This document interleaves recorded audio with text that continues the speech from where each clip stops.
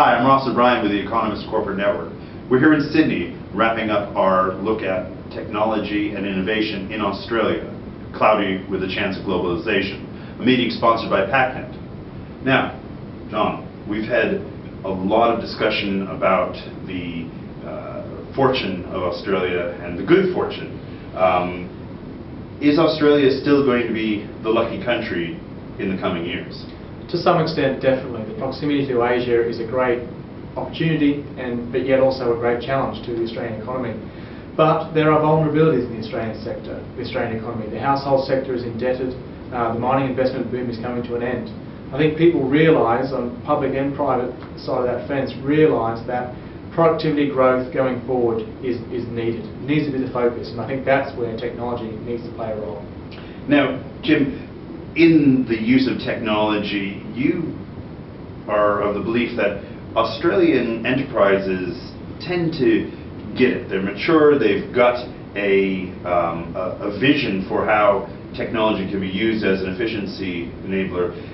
Are they feeling these pressures that we're pointing out, and what are they doing about it? Absolutely. I think they're feeling the pressure, and they're trying to figure out how to use technology to innovate.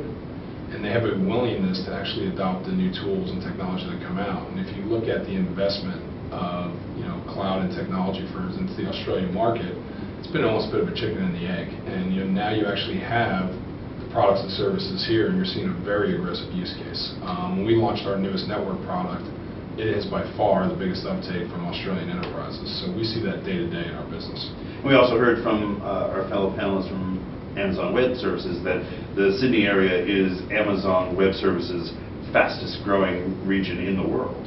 Absolutely, and that's not something I'm surprised about. And again, I think the market was ready for it. It was ready to actually take advantage of those tools and technology, and you're going to, I think, continue to see that adoption. I think the question we'll have going forward is how much does that continue to innovate, and how much does that stay up with the rest of the world? Right. Now, Paul, leading on from that, we've got a case for innovation, or rather a sense of urgency, as Josh pointed out. We have a willingness to adopt. What perhaps might be missing in that equation that is not currently present in the Australian innovation cauldron?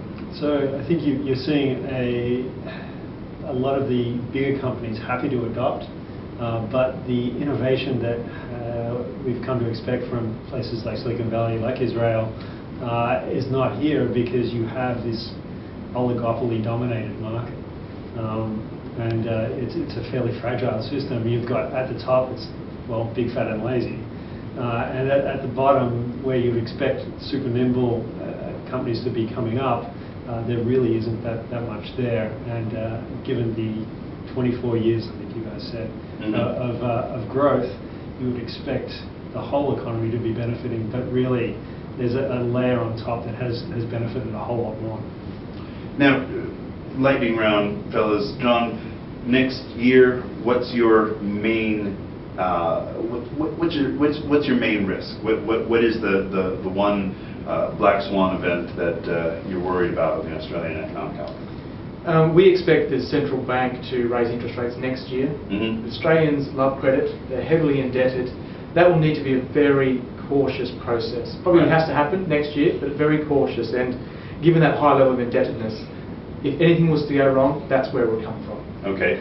Now, Jim, in that, if liquidity begins to tighten, are we going to see less expansion, or could it possibly drive more cloud adoption because the cloud is cheaper? I think if you've seen, I think the argument is the latter. I think you'll see that they'll look for innovative solutions. It's how do I cut costs? How do I reduce my capex, which is what cloud's about. And so I think you'll actually see accelerated adoption. And I think you saw that out of the U.S. and Europe a few years ago. There was a much more willingness versus going, am I going to spend $40 million off my balance sheet or try this out with AWS and pay as I go and see if it solves a big problem for me. Right. So I think you'd actually see this benefit, the cloud computing adoption and cloud networking in Australia if you did have this credit tightening event.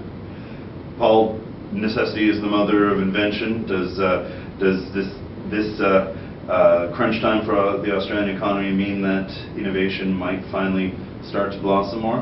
I think if it drives some talent out of the oligopolies that I mentioned, especially in the financial services, yeah, we'll see some people who have been pondering these ideas for a long time and now have the opportunity to pursue them. Great. All right, folks, very much thank you for your time. I'm Ross O'Brien with the Economist Corporate Network. You've been watching our wrap-up to Cloudy with a Chance of Globalization, our look at technology adoption and the Australian enterprise. Thanks for watching.